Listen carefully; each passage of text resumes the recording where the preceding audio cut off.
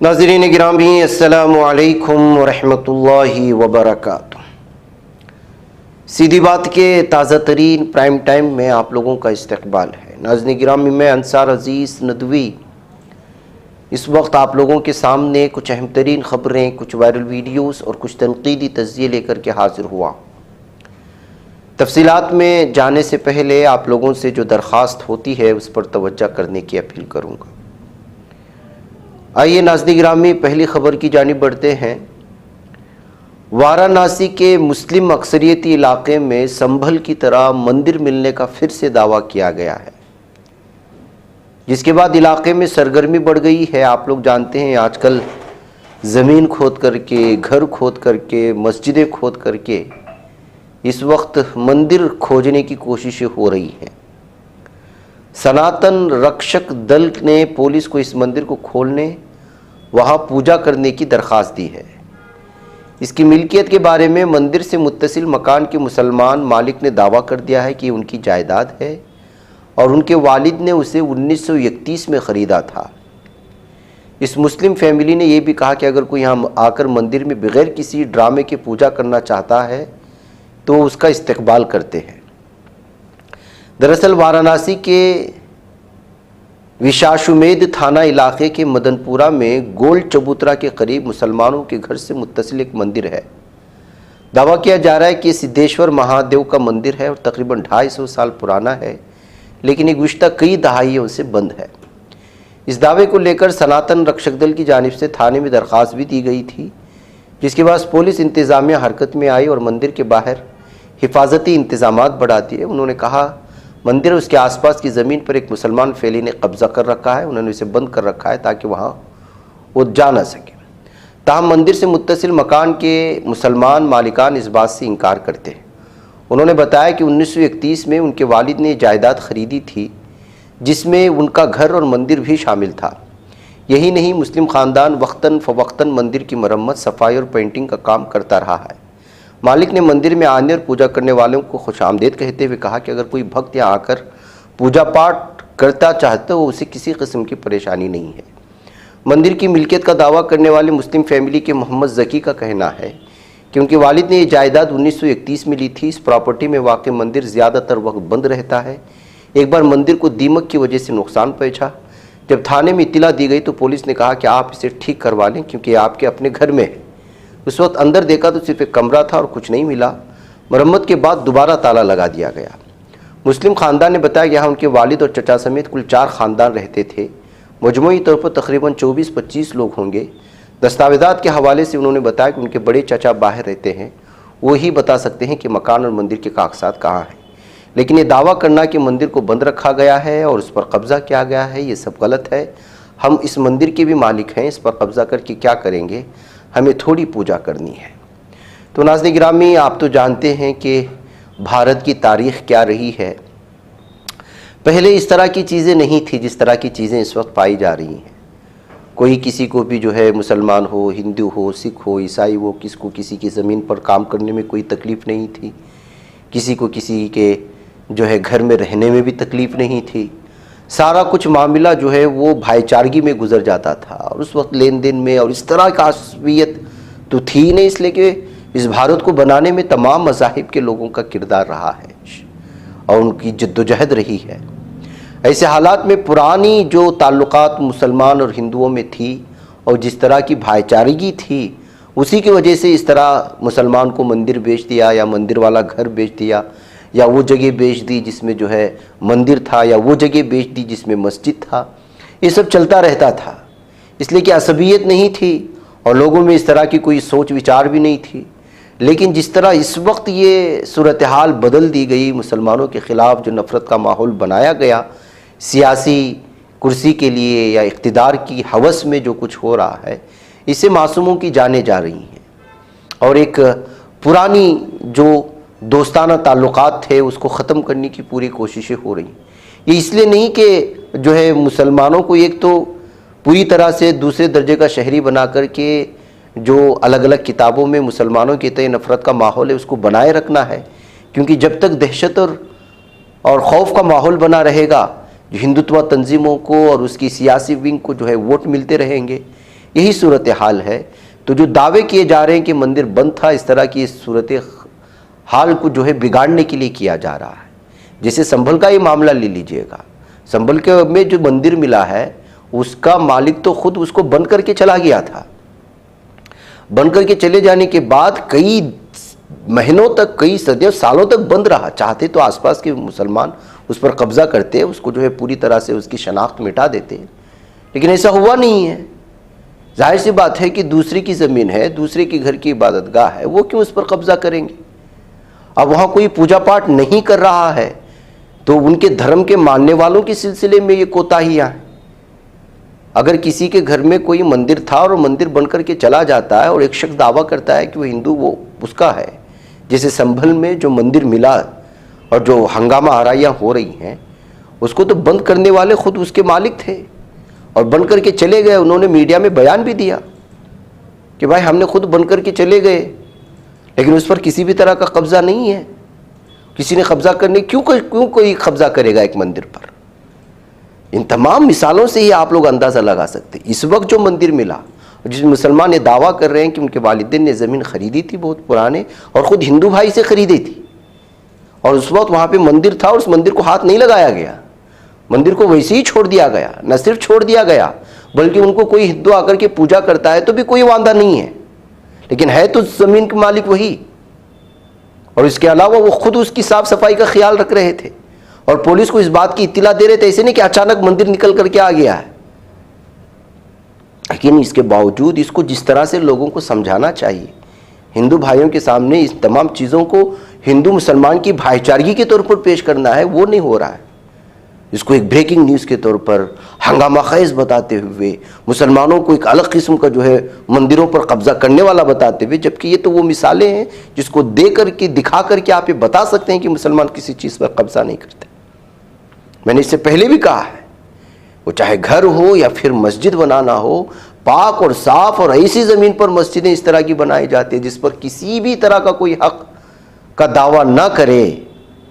چاہے جائے کہ مندر کو گرا کر کے مسجد بنانا، یہ تو دور کی بات ہے، یہ ہو ہی نہیں سکتا۔ اسلام اور شریعت اس کی اجازت دے ہی نہیں سکتی، اور وہ مسجد کے طور پر قبول ہی نہیں ہو سکتی کہ کسی اور کی جگہ پر زبردستی قبضہ کر کے، کسی اور کی عبادت گاہ پر زبردستی قبضہ کر کے بنایا جائے اور اس میں مسلمان نماز پڑھ رہا ہو۔ نماز کیسے قبول ہوگی جبکہ وہ زمین اس کے لیے ناجائز ہے، اس کے استعمال میں آنے والی ہر چیز اس کے لیے حرام ہے۔ اسی لیے مسجد پاک جگہ پہ بنائی جاتی ہے، صاف ستھری جگہ، یہاں تک کہ زکوٰۃ اور صدقے کے پیسوں سے مسجد کی ایک اینٹ خریدی نہیں جا سکتی۔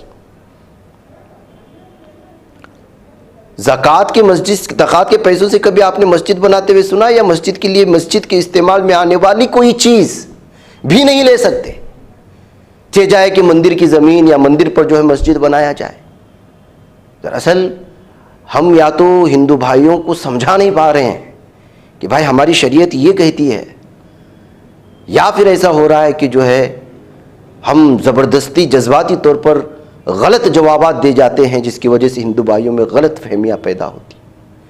ہمیں پہلے ہمارے ہندو بھائیوں کو جو اس وقت اس بات کے الگ الگ دعوے کر رہے ہیں کہ فلاں فلاں چیز موجود تھی، فلاں فلاں چیز موجود تھی، ہمیں مسجد بنانے کے لیے شریعت نے ہمیں جو شرائط رکھے ہیں، ان شرائط کو لوگوں کے سامنے لانا ہوگا، تب جا کر کے ان کے سمجھ میں آئے گی کہ قبضہ کی ہوئی زمین پر، دوسروں کے عبادت گاہوں پر بنی ہوئی زمین پر نماز قبول نہیں ہوتی۔ وہ مسجد بحیثیت مسجد اللہ کی نظر میں بھی قبول نہیں ہوگی۔ چاہے تو ہمیں سب سے پہلی مسجد جو مسجد قباء بنائی گئی مدینہ المنورہ میں، اس مسجد کے بارے میں بھی بولنا چاہیے کہ وہ کن یتیموں کی زمین پر بنائی گئی مسجد ہے، کس طرح آپ صلی اللہ علیہ وسلم نے اجازت لی تھی۔ ہماری مسجدیں بنائے جانے کی اپنی ایک تاریخ ہے، اور ان تاریخ کو ہم بتا نہیں رہے ہیں۔ بہرکیف یہ اس وقت سنبھل کے بعد کا، اس وقت وارانسی میں جو معاملہ آ رہا ہے، اس کو صحیح نہج پر لوگوں کے سامنے رکھنے کی ضرورت ہے، یہ کہتے ہوئے کچھ لوگوں نے تبصرہ کیا ہے۔ ناظرین گرامی، مسلح اپوزیشن گروپ ہیئت تحریر الشام کے کمانڈر نے ایک برطانوی اخبار کو انٹرویو دیتے ہوئے کہا ہے کہ وہ شام کو اسرائیل پر حملہ کرنے کا مقام نہیں بننے دیں گے۔ کل کا ایک الگ بیان تھا، آج کا ایک کچھ الگ بیان آ رہا ہے۔ شام کا کنٹرول سنبھالنے کے بعد اخبار ٹائمز کے ساتھ اپنے پہلے انٹرویو میں احمد الشرع ابو محمد الجولانی نے کہا، شام پر حملے کے لیے اسرائیل کا بہانہ حزب اللہ اور ایران سے وابستہ مسلح تنظیموں کی موجودگی تھی۔ اب یہ بہانہ ختم ہو گیا ہے۔ اسرائیل کو جس نے گزشتہ ہفتے اسد کے خاتمے کے بعد بفر زون پر قبضہ کر لیا تھا، اب اس علاقے سے نکل جانا چاہیے۔ شام میں صہیونی حکومت کی نئی پیش قدمی کے بعد اس حکومت کے ذرائع ابلاغ نے اعلان کیا ہے کہ اسرائیلی فوج نے شام کے 370 مربع کلومیٹر سے زیادہ علاقے پر قبضہ کر لیا ہے اور اس کو اس وقت واپس چلا جانا چاہیے۔ بصورت دیگر اس سے نمٹنے کے سلسلے میں وہ سوچ سکتے ہیں۔ ادھر رافع شہر کے سلسلے میں رافع شہر کے میئر احمد الصوفی نے کہا ہے کہ اب یہ گاؤں یا شہر جو ہے رہنے کے لائق بچا نہیں ہے۔ یہ آفت زدہ شہر بن چکا ہے تباہی کی وجہ سے۔ یہاں کس طرح کی کیسی بیماریاں پھیلیں گی کچھ نہیں کہا جا سکتا۔ قابض فوج اسے ناقابل رہائی شہر بنانے کا منصوبہ بنا رہی ہے۔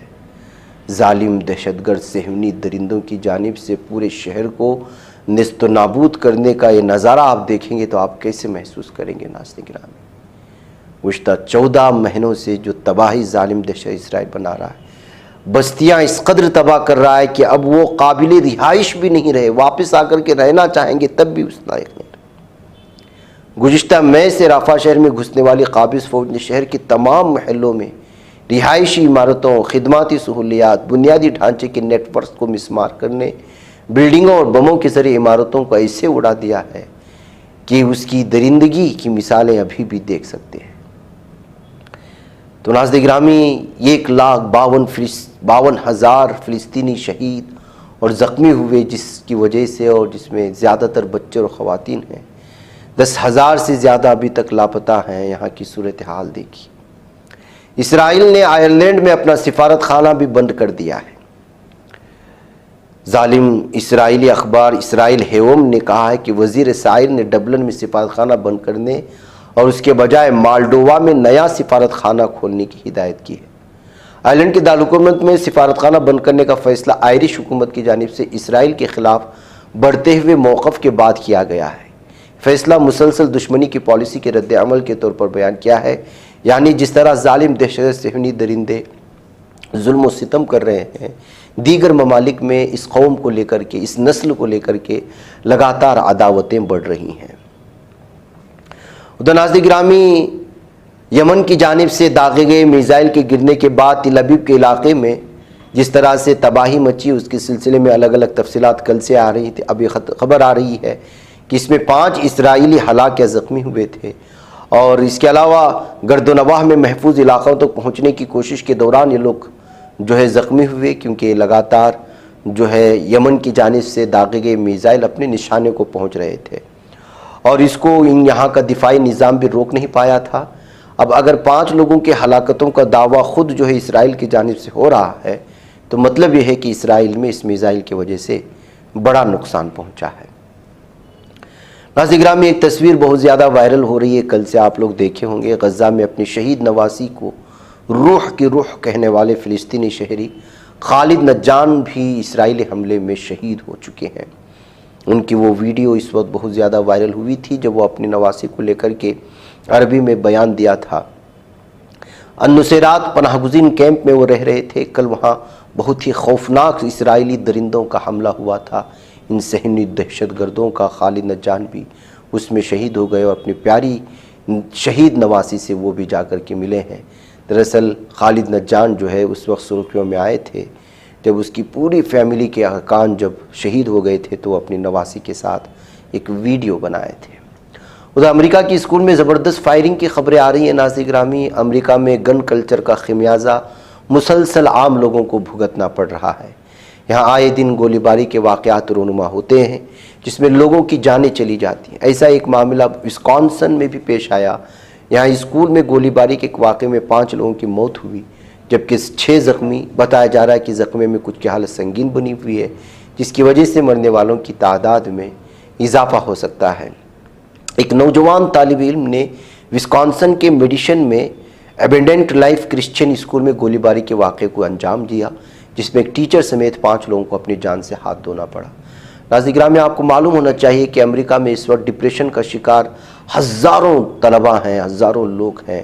یہاں پر جو ہے منشیات کی عادی نسل اس قدر برباد ہو رہی ہے کہ جس کی کوئی انتہا نہیں ہے۔ یہاں ظاہر سی بات ہے، دیکھنے کے لیے تو زندگی چکا چوند ہے، لیکن بے سکونی کا ایسا عالم ہے کہ یہاں پر جو ہے ڈپریشن میں آدمی کبھی بھی کہیں بھی کسی بھی وقت گھس کر کے کسی کی بھی جان لے لیتا ہے۔ اور یہاں ہر گھر میں گن ملتے ہیں۔ گن کلچر نے ایسے تباہ کر دیا ہے کہ عام شہری، عام طلباء بھی جو ہے اس کے گرفتار ہو جاتے ہیں۔ گزشتہ کچھ مہینے پہلے تو لگاتار ہر 2-3 دن میں اس طرح کے جو ہے فائرنگ کے واردات پیش آ رہی تھیں۔ اب مدتوں بعد یا کچھ مہینوں بعد جو ہے یہ معاملہ پیش آیا ہے، کہا جا سکتا ہے۔ ناظرین گرامی، بشار الاسد اور روس کے درمیان میں جس طرح کا رشتہ تھا اس کی کچھ تفصیلات اس وقت پھر لگاتار آ رہی ہیں۔ شام میں ظالم و مردود ملعون بشار الاسد جیسا درندہ حکومت کی تختہ پلٹ کے کچھ دنوں بعد ایک بڑی خبر یہ نکل کر کے سامنے آئی کہ فائنینشیل ٹائمز نے اس خبر کو شائع کیا ہے۔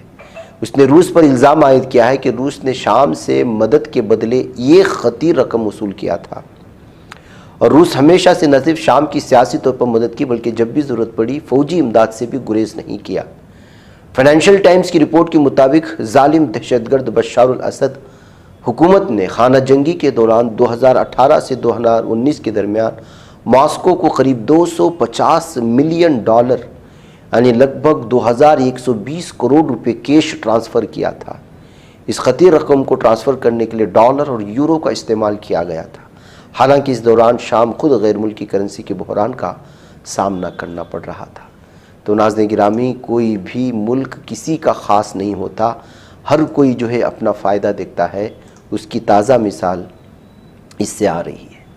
آج کی ایک اور اہم ترین بریکنگ نیوز یہ ہے کہ ماسکو میں یوکرین نے گھس کر کے لیفٹیننٹ جنرل ایگور کیریلوف، جو روسی نیوکلیئر بایولوجیکل سے جڑا ہوا تھا اور کیمیکل پروٹیکشن فوج کا سربراہ تھا، اس کو ہلاک کر دیا ہے۔